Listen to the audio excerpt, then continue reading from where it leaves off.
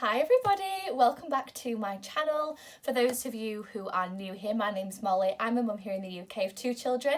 My husband and I have a biological daughter who is 4, and I can now say last year we brought home our gorgeous little boy through the UK adoption process. Today's video I wanted to quickly sit down and film because after we have been put in now another national lockdown, I do keep getting quite a lot of messages from people, particularly prospective adopters or adopters who are in family finding or about to start introductions, who are quite panicked because they're not sure how the COVID-19 pandemic is going to impact their adoption process.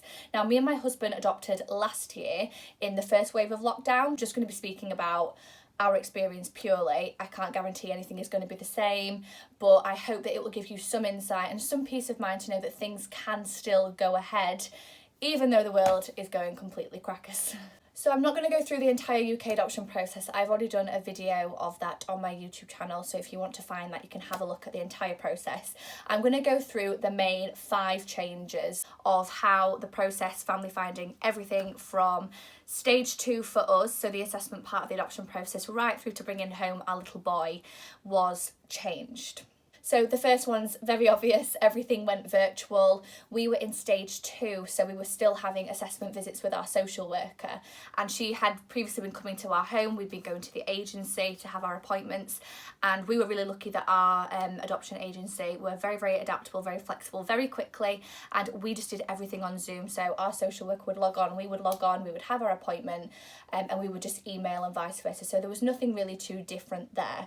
I actually found that this sped up the process for us with social workers being virtual, mainly because adoption social workers have to commute between appointments so much, and they generally have a really big mile radius to cover, and so the fact that they just had to log onto a computer meant that they had a lot more time to commit to appointments, a lot more time to do paperwork such as a prospective adopters report, or if you're further down the line, your adoption placement report, for example. And we found that it really did speed up. We were really panicked at first, but in our experience, it cut off about a few weeks.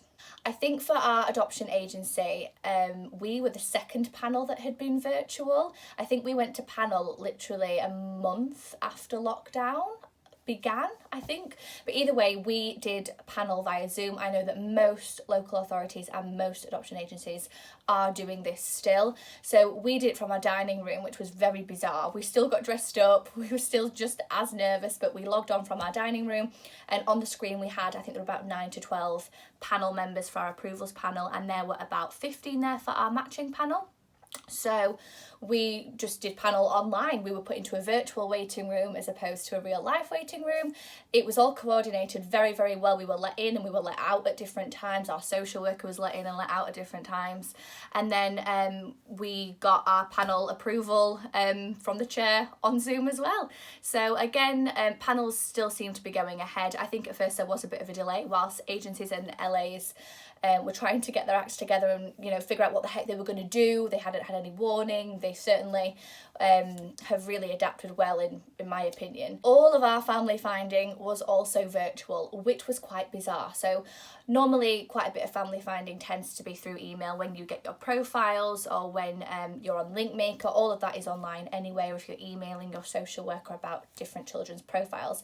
But when it came to our linking meeting, which is the meeting that we had with our little man's social care team before we got kind of formally matched with him, if you say, was online, all via Zoom again. So I have never actually met my little man's social worker until he came home. I've still to this day never met his family finder. I've never met his independent reviewing officer. I've never met his guardian, nothing.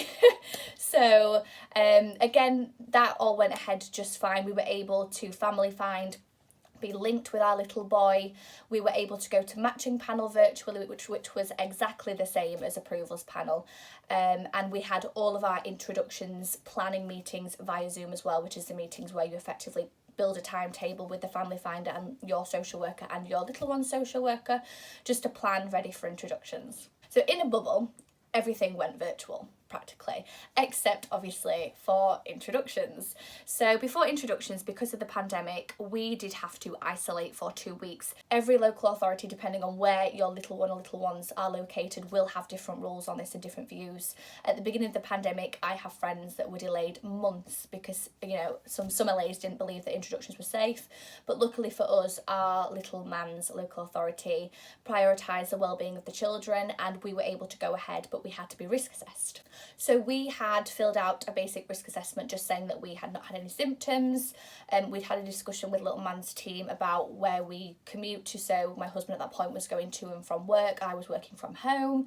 Where our daughter was going to and from, for her that was just like nursery, preschool, who we kind of would envision we would see, who would need to support our daughter. And so we kind of came up with a plan in this risk assessment just to ensure that we were doing things as safely as possible. So we got the thumbs up to say, yes, you're fine. We didn't have to do any COVID tests because they weren't that readily available at that point, but we did have to isolate 2 weeks before, and little man and his foster carer also had to isolate 2 weeks before as well. I have heard of some cases now where people are being tested for COVID, but I'm not sure if that's in any guidance. I've certainly not seen it in any government guidance, so don't panic about that. For the period of introductions, we were able to do our 2 weeks of introductions as we normally would, but we were limited to where we could go. So for me and my husband, we were only able to go to foster carers and back home, or to pick up our daughter from our support network, because obviously she was not doing 2 weeks full-time introductions with us. My mum had been risk assessed and my husband's dad had been risk assessed to be okay to have her. She was still okay to go to nursery, she was still okay to go to preschool. They said that they're open, they're there for key worker children, and she needs it for her routine. So we were really pleased about that. But we were limited to where we could go. So normally in introductions, you know, you might be able to go to, you know, for example, a play centre a week in, or you may be able to go to a play park. But when we did this, everything was closed. So our introductions timetable was very thorough. It basically said you are able to go for a walk around the neighbourhood and straight back to foster carers. You are able to go for an hour's walk, but avoid all play parks and avoid contact with anybody else. Avoid shops if possible. So yeah, it was all a bit manic, but we were just really grateful in the end that we could do introductions and they could go ahead. In recent government guidance, since the national lockdown was announced in January 2021, it does state in there that prospective adopters are able to go ahead with introductions in anticipation of the placement of their future little one, which is brilliant news that there's more clarity on this. Things went fine generally. In the end, we didn't meet, like I said, little man's social worker until the day he moved home. So the day he moved home on placement day, his social worker and her student social worker came over. And that was the first time we met them, but they were allowed to conduct home visits. They have been allowed to conduct home visits ever since. Our social worker from our adoption agency has visited us at home as well, but we did think that, you know, she didn't need to come every single time, so we did do some Zoom catch-ups after that just to save her commuting as well. I'm going to leave you with a top tip, not a top tip, a top resource more like. Coram Bath's website is brilliant. They have a page dedicated to coronavirus, and then they have fostering and adoption under that. And if you click whichever one is relevant, so in our case adoption, it goes through and links you to all the updated government guidance about things like doing introductions, how the adoption process will have changed. I know that there are some kind of like extra bits of paperwork that you have to include with the prospective adopters report for panel now, just to say that the process has changed slightly. So it is all in one place, and I believe that they have some links to court information as well in terms of adoption orders going through, so do check that out. I will link that somewhere on my Instagram or on YouTube, whichever one I'm uploading this to, just for your information, because that is where I've been getting most of my information from. I hope that has been helpful, and I really hope that has put some people's minds at ease. I do hope that this video, along with the government guidance, which is now really positive for the adoption community in general, will give you some reassurance. Please don't forget to subscribe to my channel for more adoption related content, and you can find me on Instagram at MollyMamaAdopt if you do have any questions or comments about the adoption process. Thank you guys, bye!